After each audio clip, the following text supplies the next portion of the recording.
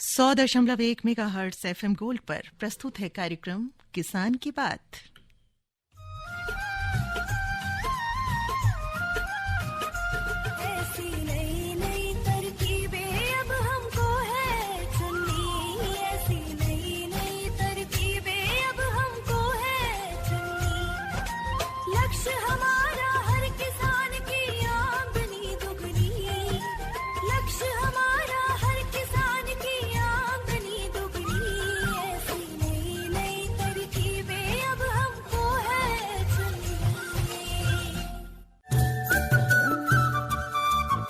इस कार्यक्रम के प्रायोजक है कृषि एवं किसान कल्याण मंत्रालय, भारत सरकार।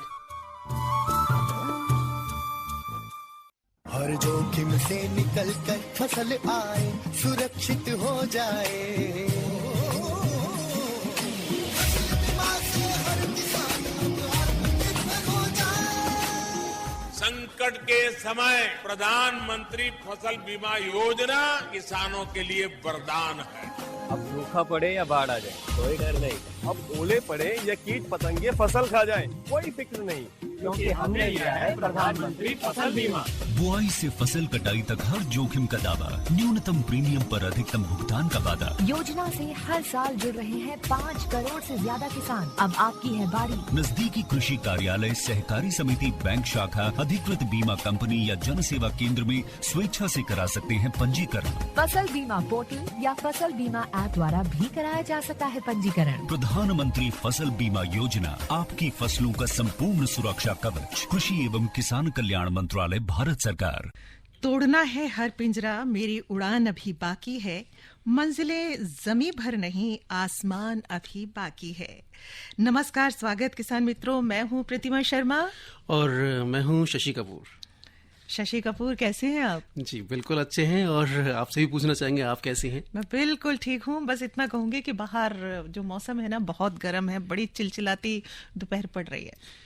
चलिए देखिए, जैसा मौसम होता है उसका हाल भी वैसा ही होता है। गर्मी का मौसम है तो अपना जो गर्मी के मौसम का भी मज़ा है, और दूसरी बात यह है कि प्रोग्राम जो किसान की बात हम लेकर हाजिर हैं, गर्मी भी उतनी ज़रूरी होती है हमारे किसान भाइयों के लिए, मिट्टी के लिए, जितनी की अन्य ऋतुएं होती हैं। तो भाई, मिट्टी का नाम लिया तो आज का विषय भी हमारा कुछ ऐसा ही है कि मिट्टी पानी की जांच एवं मृदा स्वास्थ्य प्रबंधन कैसे किया जाए।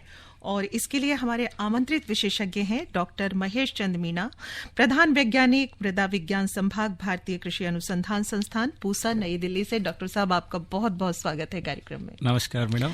जी नमस्कार। जैसा कि आज का हमारा विषय है कि तो मैं सबसे पहले यही पूछना चाहूंगी कि मिट्टी पानी की जांच क्यों आवश्यक होती है किसान भाइयों के लिए, जो भी खेती बाड़ी कर रहे हैं हमारे किसान भाई। कोई भी फसल लगाने से पहले मिट्टी और पानी की जांच कराना क्यों आवश्यक होती है? मैडम, आपने बहुत ही अच्छा और महत्वपूर्ण सवाल किया। जैसा कि आप जानते हैं कि देखो, हमारा जैसे स्वास्थ्य है, मिट्टी का भी एक स्वास्थ्य है, और उसमें जितने भी हमारे जैसे पौधे, जब भी हम कोई फसल लगाते हैं उसमें कुल मिला के हमें 17 पोषक तत्वों की आवश्यकता होती है। और जैसे हमारी जो मृदा की क्या प्रकृति है, उसमें क्या हमारा जो साल्ट का लेवल क्या है, ये सभी कुछ हमारे जो पौधों की बढ़वार और उसकी ग्रोथ को प्रभावित करते हैं। यदि हमारे इसमें कुछ भी मतलब कुछ एक्सेस होना, जैसे बहुत अधिक हो गया या बहुत कम हो गया, ये दोनों ही नुकसानदायक होती हैं। तो ये हम ऐसे देख के नहीं पहचान सकते कि मिट्टी में क्या चीज़ अधिक हो गई, क्या कम हो गई। तो इसका जो हमारा जो तरीका है वो यही है कि सभी किसान भाई अपना टाइम टू टाइम जैसे मिट्टी का परीक्षण कराएं और उसमें जांचें कि किस किस पोषक तत्वों की कमी हो गई है, किस किस पोषक तत्व की बहुत अधिकता हो गई है, या उसका जैसे हमारा पीएच मान है या हमारा साल्ट का लेवल है वो क्या हो गया जैसे। तो इसलिए हमारा मिट्टी की जांच बहुत ही महत्वपूर्ण है। डॉक्टर साहब, मिट्टी पानी की जांच वाकई में महत्वपूर्ण है। तो हमारे जो किसान भाई इस कार्यक्रम को सुन रहे हैं, जो भी उनके मन में सवाल है तो वो डायरेक्ट पूछ सकते हैं। तो शशि, हमारा नंबर बता दें। जी बिल्कुल, 23421081 हमारे स्टूडियो का नंबर है, जिस पर आप सीधे फोन कर सकते हैं और डॉक्टर साहब से अपनी जो भी समस्या है आपकी आज के विषय को लेकर के, जैसा कि आपको पता ही आज का हमारा जो विषय है मिट्टी पानी की जांच और मृदा स्वास्थ्य प्रबंधन, इस विषय को लेकर के आपके मन में कोई भी शंका है, कोई प्रश्न है, तो जरूर आप सीधे डॉक्टर साहब से पूछ सकते हैं। और अगर आप मोबाइल या बाहर से फोन कर रहे हैं तो 011 जरूर लगा लें। नंबर एक बार फिर सुन लीजिए, 23421081। जी बिल्कुल। तो डॉक्टर साहब, जो मिट्टी और पानी का जो परीक्षण होता है, इसका उद्देश्य क्या है? इसका जांच का उद्देश्य क्या है? हाँ, तो जैसे आपको पता है हर काम का कोई उद्देश्य होता है। जी, तो बिल्कुल। मिट्टी का भी किसानों को अपना पर्पस समझना चाहिए कि जैसे हमारा मोटा मोटा पहला पर्पस तो यही है कि हम पोषक तत्वों का लेवल जांचें। जैसे हमने अभी बताया कि उसका कोई पोषक तत्व की कमी हो गई या अधिकता हो गई। और दूसरा, जो हमारे मिट्टियों में क्या होता है, समय के अनुसार कुछ विकार उत्पन्न हो जाते हैं, जैसे अम्लीयता है, लवणीयता है, क्षारीयता है। और आजकल जैसे बहुत किसान भाई जो सिटियों के आजू बाजू रहते हैं वो बहुत तरह का वेस्ट यूज करते हैं, तो उससे कुछ पॉल्यूशन की भी प्रॉब्लम होगी। तो ये सब चीज़ों का क्या है, देख के हम आकलन नहीं कर सकते। इससे ये दूसरा उद्देश्य हो गया कि मिट्टियों की प्रकृति जांचना। तीसरा हमारा हो गया कि जैसे हमारे को कितना उर्वरक की आवश्यकता है। यदि हमारे पोषक तत्वों की मात्रा के अकॉर्डिंग ही, जैसे हमारे फसलों में कितना पोषक तत्व की मात्रा चाहिए, क्योंकि किसान भाई क्या होता है, बिगर जांच के अपने मन से कुछ डालता रहता है। तो उसका जैसे अभी हमारे जो सरकार का भी अपना ध्येय है कि हम कैसे आय दुगनी करें, तो इसमें सबसे बड़ी यही है कि हमें जो इनपुट है उसको हम घटाएं। अब घटाने का मतलब यही है कि यदि हमें उसकी मात्रा की आवश्यकता नहीं है और किसान भाई जैसे यूरिया है, डीएपी है, या बहुत सारे जैसे मतलब हमारी मिट्टी में ऑलरेडी पोषक तत्व हैं और फिर भी डाल रहा है, तो उसका कोई उपयोग नहीं होता। बिल्कुल सही। तो इस कारण से हम ये एक उद्देश्य है। तीसरा है कि हमारे जैसे जो भी हमारे गवर्नमेंट में पॉलिसी मेकर्स हैं, तो उनको एक मोटा मोटा हमारे देश की मिट्टियों के बारे में थोड़ा आइडिया है, तो उसके लिए हम मानचित्र बनाते हैं। तो पोषक तत्वों के मानचित्र बनाने के लिए भी हमारा मिट्टी परीक्षण आवश्यकता है। जो जैसा कि अभी आपने सॉइल हेल्थ कार्ड में देखा, हमारे पूरे देश से मिट्टी के नमूने लिए गए, उनकी जांच की गई, अब उनके रिजल्ट आ गए, अब उनके मानचित्र डेवलप हो रहे हैं। तो उससे क्या होता है, पॉलिसी मेकर को भी ये डिसीजन लेने में मदद होता है कि किस स्टेट में किस फर्टिलाइजर की कितनी आवश्यकता है। तो डॉक्टर साहब, एक चीज और भी जहन में आती है कि अलग अलग राज्यों में बहुत से जो मिट्टी के प्रकार होते हैं बड़े अलग होते हैं, जैसे दोमट मिट्टी हो गई, रेतीली मिट्टी हो गई, काली मिट्टी हो गई। तो इनकी जांच इसलिए भी जरूरी हो जाती है कि आप जिस भी तरीके की फसल उगा रहे हैं तो उसमें कौन कौन से पोषक तत्व रहेंगे। बिल्कुल मैडम, आपने बहुत अच्छी बात कही, क्योंकि देखो हमारा जो पोषक तत्वों की कई पोषक तत्व हैं, जैसे हमारी यदि हम ऑयल वाली फसलों की बात करें, तेलीय, तो इनमें जैसे क्या है ना, सल्फर की अधिकता चाहिए। तो आपने जैसे कहा कि मिट्टियों के अकॉर्डिंग जो भी हमारी जैसे रेतीली हैं या जो हल्की मिट्टियां हैं जो हम बोलते हैं, इनमें अक्सर हमारे सूक्ष्म तत्वों की या जो सेकेंडरी जो गौण तत्व हैं, इनकी मतलब अधिकतर कमी पाई जाती है। और उस एरिया में यदि कोई किसान ऐसी फसल दलहनी या तिलहनी फसल ले रहा है, तो उसको विशेषकर इन पोषक तत्वों का ध्यान रखना पड़ता है। तो अब क्या होता है कि कई बार अपना जैसे आजकल बहुत आपने भी सुना होगा कि कार्बन का लेवल हमारी मिट्टियों में बहुत कम हो गया है, और इसके कारण उसकी हेल्थ पे बहुत वो आ रहा है। ये इसलिए हुआ क्योंकि किसान भाई अनजाने में मतलब कुछ भी अपने लेवल पे पोषक तत्व डालते रही, लेकिन उनका जैसे उस पे भाई अच्छा प्रभाव आ रहा है या बुरा प्रभाव आ रहा है, ये वो नहीं आंक पाए। अब जैसे आप मोटा मोटा यदि हम बात करें और किसान भाई बात करें, तो वो क्या है, दो ही पोषक तत्वों पे निर्भर होते हैं, एक नाइट्रोजन, एक फास्फोरस। बहुत कम 10%, 20% किसान अभी पोटास की बात करने लगे और 5% सूक्ष्म तत्वों की। तो ये एक बड़ी चीज है जिससे हमारी क्या ना हेल्थ पे इफेक्ट आ रहा है। बिल्कुल डॉक्टर साहब, तो कहने का मतलब आपका ये है कि मिट्टी की जांच से हमारे किसान भाइयों को पता चल जाता है कि मिट्टी में कौन कौन से पोषक तत्वों की कमी है या कौन कौन से पोषक तत्वों की अधिकता है, उसके हिसाब से वो अपने खाद का प्रबंधन करते हैं। तो डॉक्टर साहब, आगे हम आपसे जानना चाहेंगे कि हमारे जो किसान भाई हैं, कब कब उनको मिट्टी की जांच करवानी चाहिए? बिल्कुल, देखो जैसे अभी जो समय चल रहा है ये एकदम सही समय है, क्योंकि इसी समय ज्यादातर हमारा खेत खाली है और किसान भाई जैसे हम ज्यादातर एडवाइस करते हैं कि अपनी जो रबी की फसल जब हार्वेस्ट होती है, जब कटाई होती है, तो उसके तुरंत बाद हमारे मतलब जो भी नमूने लेने हैं मिट्टी के, वो लेके और लैब को पहुंचा दें। क्योंकि जब भी लैब में जाता है नमूना, तो वहाँ ऐसा नहीं कि आज जाओ और कल रिपोर्ट मिल जाए। लैब को भी अपना एक प्रोसेस के थ्रू निकलना होता है, तो उसमें 15 से 20 दिन का टाइम उनको चाहिए होता है।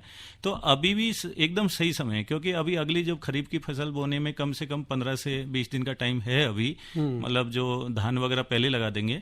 तो उसके लिए अभी जिन किसान भाइयों ने, जैसे अभी हम देख रहे हैं बहुत सैंपल ऑलरेडी पहुंच गए, लेकिन जिन किसान भाइयों ने अभी तक नहीं लिया है, वो भी यदि अभी भी लेके यदि अभी लैब में पहुंचाते हैं तो अगली फसल बोने से पहले उनके जो रिजल्ट आ जाएगा, उनको रिकमेंडेशन मिल जाएगी। डॉक्टर साहब, एक चीज और मैं पूछूंगी, इसी चीज में शामिल करना चाहूंगी कि नमूना लेने की सही विधि क्या होती है? बिल्कुल, तरीका क्या होता है? हाँ, ये भी एक बहुत ही बड़ा मेजर है, क्योंकि देखो मैडम, आप जानते हैं कि जो सैंपल आएगा लैब में, रिपोर्ट उसी की मिलना है।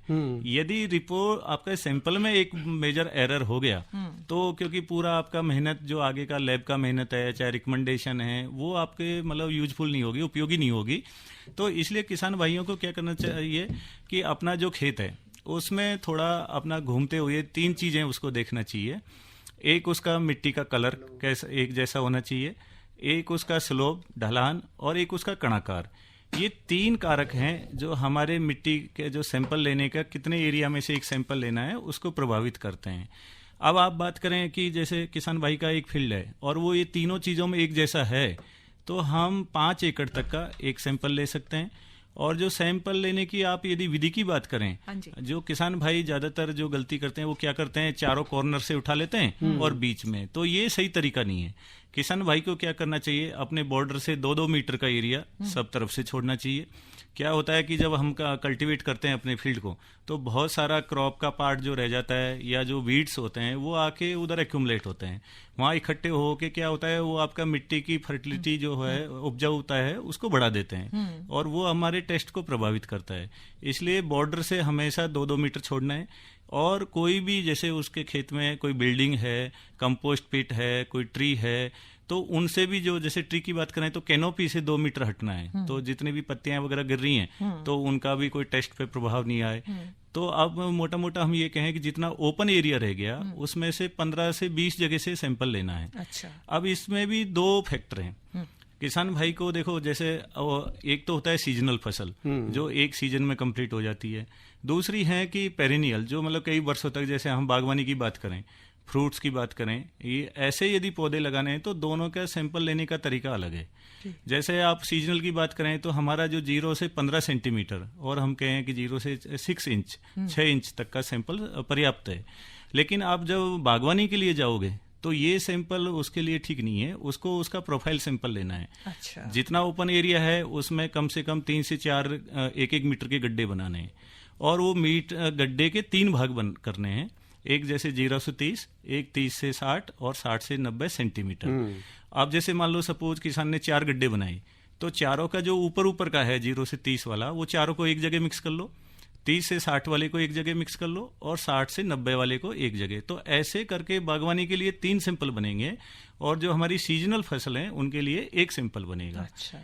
तो ये मतलब सैंपल लेने का एकदम सही तरीका है। जी बिल्कुल साहब, ये तो सैंपल लेने का तरीका हो गया। हमारे किसान भाइयों को पता चल गया होगा कि किस तरह से उनको अपनी मिट्टी का जो है सैंपल लेना है।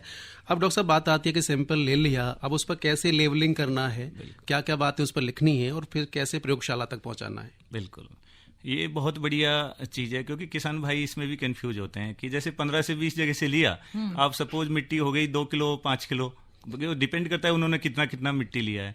तो देखो लैब को इतनी सारी मिट्टी की आवश्यकता नहीं है, उसको 300 से 500 ग्राम मिट्टी चाहिए एक सैंपल का। तो किसान भाई इस बात का ध्यान रखें, जैसा कि डॉक्टर साहब कह रहे हैं 300 से 500 ग्राम चाहिए, किलो नहीं चाहिए। किलो नहीं चाहिए। कई बार किसान भाई मोटा मोटा पैकेट लेके आ जाते हैं। तो इसमें क्या करना है कि जितना भी आपने जो कलेक्ट किया मिट्टी, उसको अच्छे से मिक्स कर लेना है और उसमें जैसे देखने को कोई मतलब आपका कोई जड़ का या कोई क्रॉप का भाग या ऐसा जो आपको लग रहा है कि ये कोई स्टोन हो सकता है, पत्थर वगैरह हो सकते हैं, उनको सेपरेट कर दें और अच्छे से मिक्स करके उसको एक साफ सुथरे जगह पे आप फैला लें और उसको गोलाकार आकार में ले लें और उसके 4 भाग बनाएं। इसको क्वार्टरिंग कहते हैं। तो इसमें क्या है, 4 भाग काटने के बाद आमने सामने के 2 को हटा देते हैं। तो सपोज पहले 2 किलो थी, तो अब 2 अपन ने पार्ट निकाल दिए तो 1 किलो हो गई। फिर वो एक बार मिक्स करके फिर एक बार गोलाकार करके फिर 4 भाग बनाइए और 1 किलो का फिर अब हो गया आधा किलो।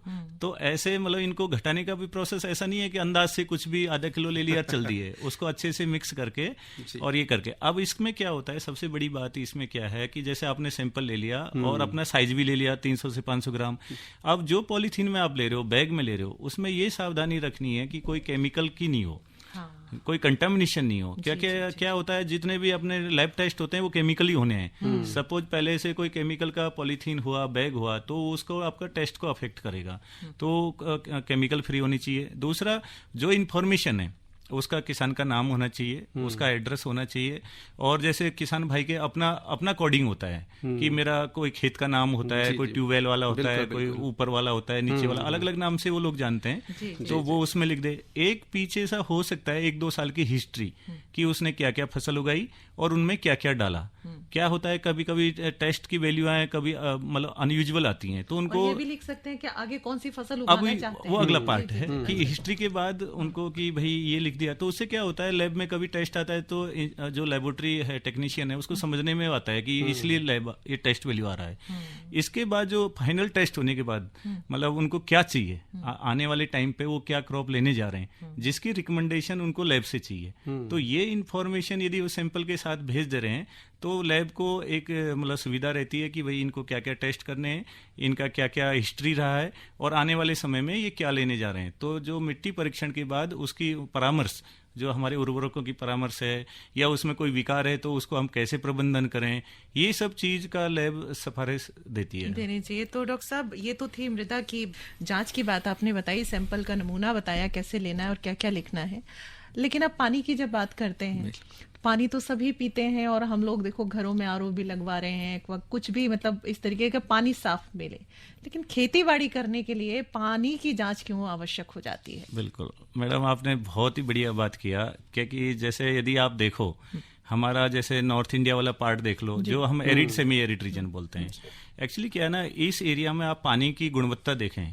तो ज्यादातर या तो क्षारीय है या लवणीय है, और ये जो क्षार और लवण जो होते हैं, साल्ट होते हैं, ये एक्चुअली क्या होता है ना, जब हम इरिगेशन करते हैं, फसल को पानी देते हैं, तो उस समय ये सब पानी के थ्रू हमारे मिट्टियों में आ जाते हैं, और जहाँ भी मिट्टी में आपने लवणीयता या क्षारीयता पाई तो इसका जो मेजर जो कारक है वो यही पानी है। तो पानी की गुणवत्ता पहले तो इसलिए जांचें क्योंकि ये आपकी मिट्टी की हेल्थ को प्रभावित करता है, क्योंकि नमक की मात्रा ज्यादा यदि पानी में है तो वो मिट्टी में होगी। क्या होगा, जब आप पानी देंगे तो पानी या तो क्रॉप ले लेगा या नीचे के स्तरों में चला जाएगा या इवेपोरेट होके वातावरण में चला जाएगा, लेकिन नमक छोड़ जाएगा और वो धीरे धीरे क्या ना मात्रा उसकी बढ़ती जाती है और अपनी मिट्टियां खराब हो जाती हैं। तो इसलिए सबसे बड़ा फैक्टर तो पानी की गुणवत्ता का ये है कि हमारी मिट्टियों को लंबे समय तक अच्छा रखने के लिए एक अच्छे पानी की आवश्यकता है। दूसरा, हमारे पौधे हैं जो आपके पोषक तत्व तो मिट्टी से लेते हैं। अब मिट्टी में सपोज आपका ये लवणों की मात्रा बढ़ गई, पानी के थ्रू पानी की मात्रा ज्यादा हो गई, तो वो क्या होता है कि मिट्टी से पोषक तत्व तो हैं लेकिन उसको ले नहीं पाता है जड़, और उससे क्या होता है कभी कभी एक्स ऑस्मोसिस जो बोलते हैं अपन, उल्टा अंदर का जो प्लांट का बाहर आ जाता है और पौधा मर भी जाता है। तो इस कारण से हमें क्या है ना कि मिट्टी की एक तो लंबे समय तक उसकी हेल्थ बनाए रखना, गुणवत्ता बनाए रखना, दूसरे पौधों की पोषण सही तरीके से हो, इसलिए उसका पानी की जो गुणवत्ता है वो बहुत ही महत्वपूर्ण है। बिल्कुल डॉक्टर साहब, तो आगे भी बातों का सिलसिला आपके साथ जारी रहेगा। जी बिल्कुल रहेगा। और तो डॉक्टर साहब, एक ब्रेक के बाद आपके समक्ष फिर हाजिर होते हैं। प्रधानमंत्री किसान मान धन योजना, मिलेगा पेंशन का सहारा, कृषक ना होगा बेसहारा, जुड़ेगा खुशियों से नाता, कटेगा सुख से बुढ़ापा, सुरक्षित होगा अन्नदाता, सुरक्षित होगा अन्नदाता। प्रधानमंत्री किसान मान धन योजना से लघु सीमांत किसानों का भविष्य होगा सुरक्षित और 60 वर्ष की आयु से 3,000 रूपए मासिक पेंशन होगी सुनिश्चित। 55 रूपए से 200 रूपए की मासिक किश्त देकर प्रवेश कर सकते हैं। 18 से 40 वर्ष तक के किसान इस अंशदायक योजना में सरकार देगी बराबर का योगदान। सभी किसान भाई बहन इस योजना के लाभ के लिए जन सेवा केंद्र में जाएं और अपना निःशुल्क नामांकन कराएं। प्रधानमंत्री किसान मान धन योजना, अन्नदाता के परिश्रम को संबल, पेंशन से सुरक्षित उनका कर। कृषि एवं किसान कल्याण मंत्रालय, भारत सरकार द्वारा जनहित में जारी। शशि, देखिए हमारी खेती किसानी में, खेती बाड़ी में बहुत से ऐसे कीट होते हैं जो कि हमारी फसलों के लिए बड़े मित्र साबित होते हैं। बिल्कुल। और मित्र ही साबित नहीं होती बल्कि फसल के उत्पादन में कई गुना इजाफा करते हैं, जैसे कि मधुमक्खी, क्योंकि ये परागण करने में बहुत ही मित्र मक्खी है। और इसके परागण के साथ साथ क्या देती है हमको? मीठा शहद देती है, साथ ही साथ हमारा जो किसान भाई है उनको रोजगार भी देती है। और आजकल तो देखिए मधुमक्खी पालन खूब मतलब फल फूल रहा है, लोग इससे अच्छी खासी कमाई कर रहे हैं। हमारे पढ़े लिखे बच्चे हैं जो अपना स्टार्टअप शुरू करते हैं, जैसे कि आजकल हमारी सरकार यही कहती है कि अपना काम शुरू किया जाए, तो जो पढ़े लिखे जो नव युवक हैं, नौजवान हैं, वो इस तरीके के काम कर सकते हैं। और 20 मई के दिन मधुमक्खी दिवस मनाया जाता है और इस बार केवड़िया गुजरात में मधुमक्खी दिवस पर एक बड़े कार्यक्रम का आयोजन भी किया जाएगा। तो हमने क्या किया कि एक अपनी मधुमक्खी पालक किसान से बात की है। हाँ, हमारी 2 मधुमक्खी पालक किसान हैं, उनसे हमने बातचीत की है। हाँ। तो ये बातचीत क्यों ना अपने जो सभी किसान मित्र हैं वो भी जान लें, सुन लें और हम भी सुनते हैं आपके साथ साथ। जी नमस्कार किसान भाइयों, 20 मई विश्व मधुमक्खी दिवस मनाया जा रहा है। जगह जगह मधुमक्खी पालन से जुड़े कार्यक्रम आयोजित किए जा रहे हैं। कुछ महिला मधुमक्खी पालक हमारे साथ जुड़कर अपनी बात रखना चाहती हैं। आइए सुनते हैं। नमस्कार, मेरा नाम प्राजक्ता अदमने कारू है। मुझे मधुकन्या इस नाम से भी जाना जाता है। मैं गढ़चिरौली महाराष्ट्र से हूँ। मैं फार्मेसी में ग्रेजुएट हूँ और उसके बाद मैंने MBA मार्केटिंग में पढ़ाई की है। पढ़ाई के बाद मुझे पुणे में नौकरी थी, लेकिन उसमें मेरा मन नहीं लगता था। अपने गांव वापस जाकर वन उपज पर आधारित कोई उद्योग करना चाहती थी। मेरा गांव गढ़चिरौली आदिवासी बहुल और घने जंगलों वाला जिला है। यहाँ के जंगलों से बड़ी मात्रा में शहद इकट्ठा किया जाता है। आदिवासी लोग बड़ी ही हिंसक तरीके से मधुमक्खी के छत्तों को जलाकर शहद इकट्ठा करते थे। मैं जानती थी मधुमक्खियाँ हमारे जीवन के लिए बहुत ही महत्वपूर्ण है। हमें जो कुछ भी फल, सब्जियां और अनाज हम खाते हैं, उन्हें उगाने के लिए केवल धूप, मिट्टी और पानी ही जरूरी नहीं, बल्कि परागण करने वाले कीटों का भी विशेष योगदान है। दिन ब दिन मधुमक्खियों का जीवन खतरे में आते जा रहा है। इसलिए केवल शहद इकट्ठे करने के बजाय मधुमक्खियों का हैबिटेट यानी उनका प्राकृतिक आवास बढ़ाने का मैंने सोचा और इसीलिए नेशनल बी बोर्ड से 7 दिवसीय मधुमक्खी पालन प्रशिक्षण किया। मैंने 50 बक्सों से शुरुआत की और उन्हें अपने गांव के पास जंगलों में रखा। धीरे धीरे मैं व्यावसायिक मधुमक्खी पालन करने लगी। भारत में मधुमक्खी पालन यह व्यवसाय पूर्णतः पुरुष प्रधान रहा है। कुछ गिनी चुनी महिलाएं ही इस क्षेत्र में काम कर रही है और इतनी पढ़ाई के बाद लगी हुई नौकरी छोड़कर मैं जोखिम भरा मधुमक्खी पालन करना चाहती थी। ये सुनकर लोग मुझे अजीब नजरों से देखते थे। मैंने शुरुआती दौर में काफी दिक्कतों का सामना किया। मेरे आसपास कोई भी मधुमक्खी पालन के बारे में ना जानता था, ना कोई इसको करता था। लेकिन मैंने ठान लिया था कि मधुमक्खी पालन ही करना है। मेरे परिवार के सदस्यों और कुछ सीनियर मधुमक्खी पालकों ने मुझे बहुत सहयोग किया। धीरे धीरे मैंने अपने शहद की मार्केटिंग शुरू की, अपना रॉ हनी का ब्रांड बनाया और खादी ग्राम उद्योग आयोग के साथ मिलकर मधुमक्खी पालन जागरूकता कार्यक्रमों में भी सहभाग लेने गई। मैं अभी खादी ग्राम उद्योग में मास्टर ट्रेनर के पद पर नियुक्त हूँ। मैंने आज तक कई युवक, किसान भाई और महिला बचत समूहों को मधुमक्खी पालन प्रशिक्षण दिया है। पिछले 2 सालों में मैं खादी ग्राम उद्योग आयोग और बाकी भी एग्रीकल्चर डिपार्टमेंट, कुछ NGO, कृषि विज्ञान केंद्र, MCD जैसी एग्रीकल्चर डिपार्टमेंट में काम करने वाली एजेंसी के साथ काम कर रही हूँ। उनको मैं मधुमक्खी की कॉलोनी, बक्से और इक्विपमेंट के सप्लाई कर रही हूँ। मैंने पिछले 2 साल में लगभग 2500 कॉलोनी सप्लाई की है। सरकार की तरफ से भी मधु क्रांति प्रोग्राम में ज्यादा से ज्यादा महिलाएं जुड़े, इसलिए विशेष प्रयत्न किए जा रहे हैं। मधुमक्खी पालन करने के लिए 80 से 90% सब्सिडी दी जाती है। एक समय था जब मधुमक्खी पालन मेरे लिए नामुमकिन था। उसी क्षेत्र में काम करके मुझे मेरे जीवन का लक्ष्य प्राप्त हुआ है। मेरे काम को अनेक उपलब्धियों से सम्मानित किया गया है। टीवी चैनल्स और समाचार पत्रों में भी मेरे इंटरव्यूज आए और मुझे एक मेरी नई पहचान मिली। मधु कन्या के नाम से मेरी एक ये नई पहचान बहुत ही पसंद आती है। मधुमक्खी एक ऐसी कीट है जो किसी भी तरह की रोगजनक बैक्टीरिया या वायरस नहीं छोड़ती। ऐसा कभी किसी ने देखा नहीं होगा कि मधुमक्खी के संपर्क में आने से कोई व्यक्ति को कोई बीमारी हो गई है। उल्टा मधुमक्खियों के उत्पादों को आयुर्वेद में अमृत माना जाता है। लेकिन मानवीय गतिविधियों के कारण परागण करने वाले कीटकों का जीवन खतरे में है। उनके महत्व और सुरक्षा को लेकर लोगों को जागरूक करने के लिए हर साल 20 मई को विश्व मधुमक्खी दिवस मनाया जाता है। इस साल भी राष्ट्रीय तौर पर केवड़िया गुजरात में बड़े जोर शोर से विश्व मधुमक्खी दिवस मनाया जाने वाला है।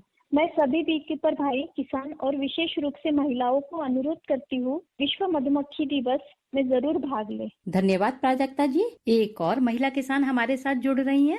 नमस्कार। नमस्कार, मैं नीतू बोल रही हूँ बिजनौर से। जैसा कि आप सभी जानते हैं कि हर वर्ष की तरह इस वर्ष भी हम विश्व मधुमक्खी दिवस मना रहे हैं, तो आप सभी किसान भाइयों को मेरी ओर से मधुमक्खी दिवस की हार्दिक शुभकामनाएं। मैं एक महिला हूँ और मुझे अच्छा लगता है कि मैं इस व्यवसाय से जुड़ी हुई हूँ और मैं आप सभी किसान महिलाओं से बोलना चाहती हूँ कि आप सभी इस व्यवसाय से जुड़ें और अपनी आय को ज्यादा से ज्यादा बढ़ाएं। थोड़ा सा मुश्किल है, पर जब आमदनी अच्छी हो तो चुनौतियों से क्या डरना। और हम एक महिला है ये सोचकर कभी पीछे ना रहें। अपने पिता, पति, भाई या बेटे के साथ आप इस व्यवसाय को करके तो देखें। मैंने अपने पति के साथ ये व्यवसाय की शुरुआत की थी।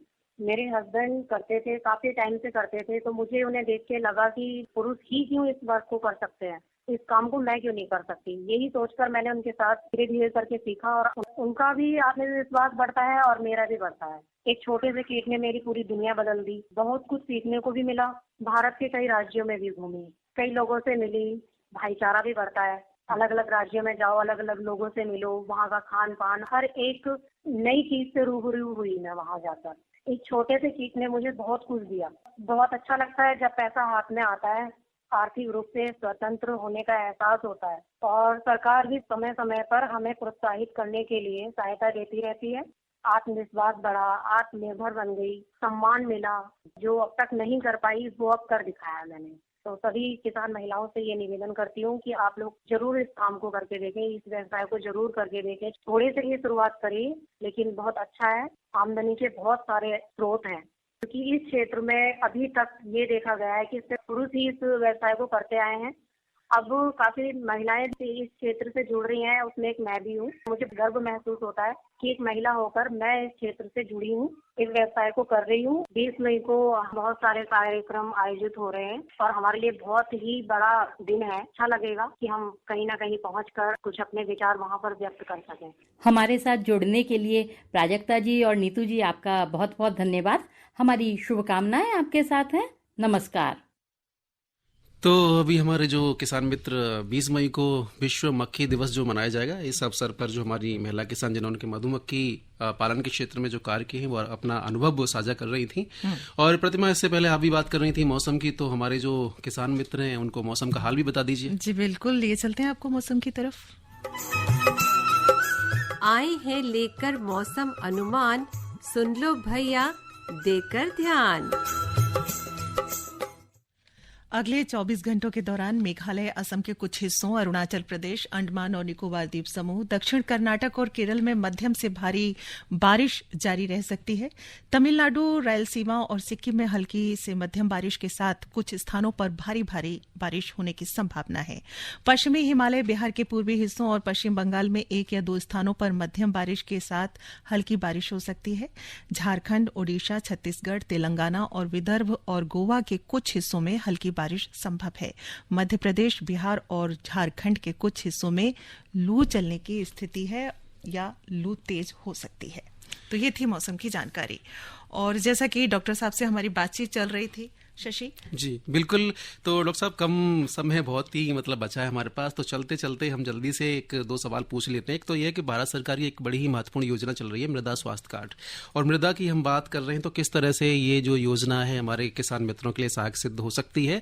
और दूसरा सवाल जल को लेकर के, जैसे हमारे जो किसान मित्र हैं वो नल से ट्यूबवेल से सिंचाई करते हैं, नदी के पानी से करते हैं, नहर के से, बम्बे के से, तो इनकी जाँच कराना जरूरी है। इस पर भी हम आपसे जानना चाहेंगे।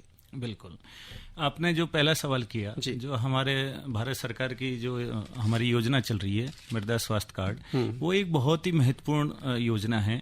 और उसमें देखो, किसान भाई को पूरा अपना सॉइल हेल्थ का कार्ड मिलता है, जिसमें उसका क्या प्रकृति है, क्या पोषक तत्वों का लेवल है, और ये सब उसकी क्या जो कैसे कैसे उसको अफेक्ट कर रहा है। साथ ही उसको 3 क्रॉपिंग सिस्टम का परामर्श मिलता है कि आने वाले 3 साल में किसान को कितना कितना उर्वरक किस किस फसल के लिए डालना है।